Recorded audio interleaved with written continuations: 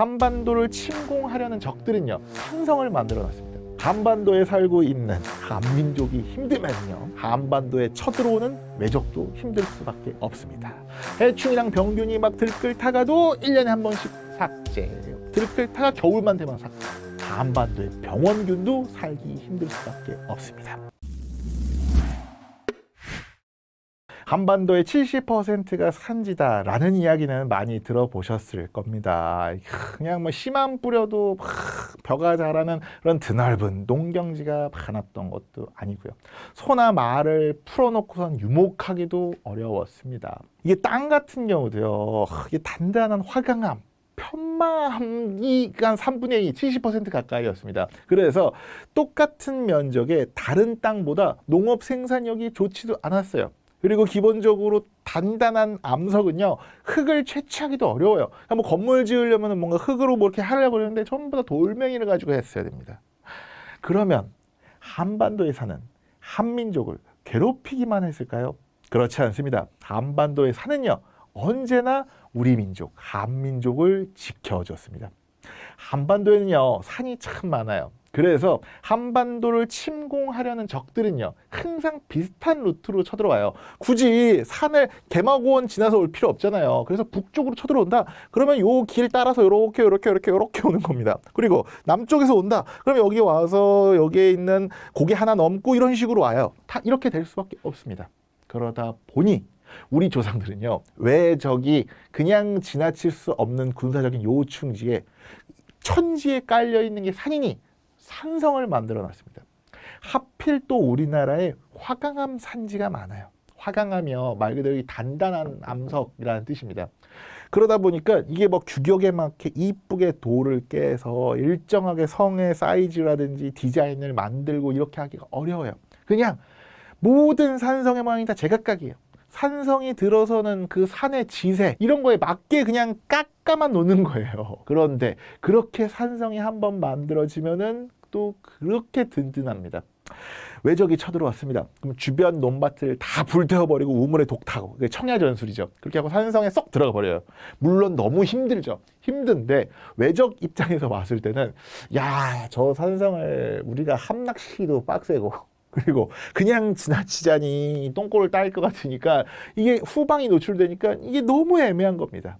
심지어 우리 조상들은요, 역사기간 내내 그 나라의 수도 도읍지마저도 평지 수도와 산성 수도 이중 구조를 항상 가졌습니다. 그렇게 한 대표적인 나라가 고구려죠.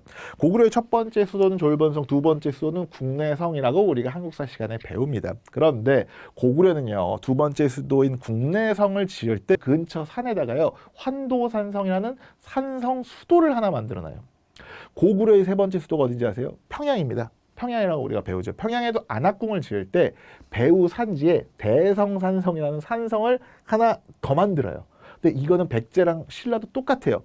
백제의 마지막 수도가 부여에 있는 사비성이죠. 이 사비성의 산성 파트너가 부소산성입니다. 그리고 신라의 수도 경주의 왕경이라고 이제 궁전이 있는데, 궁궐이 있는데 거기에도 남신산성이 배후에 있어요. 그런데 이게 이제 고려 시대부터는 평지성이랑 산성수도, 요 이중 구조를 탈피해요. 하지만 이때는요, 수도도 평지성이랑 산성을 아예 합쳐버린 평산성으로 수도를 짓습니다. 이게 고구려 유산인데, 고구려 말기에 수나라, 당나라, 중국의 침략이 너무 계속되니까 고구려가 네 번째 수도를 옮겨요. 똑같은 평양인데 안악궁에서 장안성으로 옮기거든요. 이 장안성이 평지성에서 산성으로 이렇게 올라가는 평산성 구조로 만들어져요. 그런데 고려의 수도 개성도 그랬습니다. 이게 평지성 같은데 이게 뒤에 가면은 송악산으로 올라가는, 혹시라도 누가 쳐들어오면은 마지막까지 어디에 버틴다, 이 산성에서 버틴다, 이렇게 만들었죠. 그런데 저기 너무 셀 것 같은데 싶으면 그냥 개경 근처에 있는 섬 강화도로 짱 박혀서 히힛 하고 있는 거죠. 한반도에 살고 있는 한민족이 힘들면요, 한반도에 쳐들어오는 외적도 힘들 수밖에 없습니다. 산지 맞춤형 방어 시스템을 2000년 넘게 개발해온 한민족 같은 경우는요, 고구려가 한 사군을 몰아낸 이후 2000년 동안 일제강점기 35년을 제외하면은 다른 나라에 직접적인 지배를 받은 적이 없어요. 중국의 역대 왕조들, 당나라도 한번 만들어갖고 안동도부, 계림도덕부 만들었다가 나당전쟁에서 지고 그냥 가잖아요. 명나라, 그리고 유목제국에 있는 원나라, 거란, 후금, 청나라 다 한반도에 있는 국가들, 고려, 신라, 조선을 상대로 직접 정복해서 지배하기보다는 최대한 설득한다라고 말하기는 두들겨 패는 거죠. 두들겨 패서 그냥 자기 편으로 끌어들이는 거. 너 저쪽 편에 송나라 편 들지 마. 너 우리 편에 원나라 편 들지 마. 명나라 편에 이런 전략이 대한반도 전략의 우선순위로 삼는 겁니다. 그리고 한반도에 산이 많은 장점을 하나 더 꼽으라고 하면요. 물이 맑습니다. 물이 많은 게 뭐 그렇게 중요해요? 중요해요. 우선은 한반도의 3분의 2 이상이 아까도 말씀드렸지만 화강암, 변성암, 판마암 같은 단단한 암석으로 이루어져 있습니다. 단단한 암석이라는 말은요. 기본적으로 부식이나 침식이 적어요. 그러면 이물질, 흙이 적게 나와요. 그리고 암석이 단단하잖아요. 단단한 돌들은요, 기본적으로 정수 기능이 있어요. 유기물이랑 오염물질을 이렇게 걸러내주는 필터 효과도 있거든요. 그리고 또,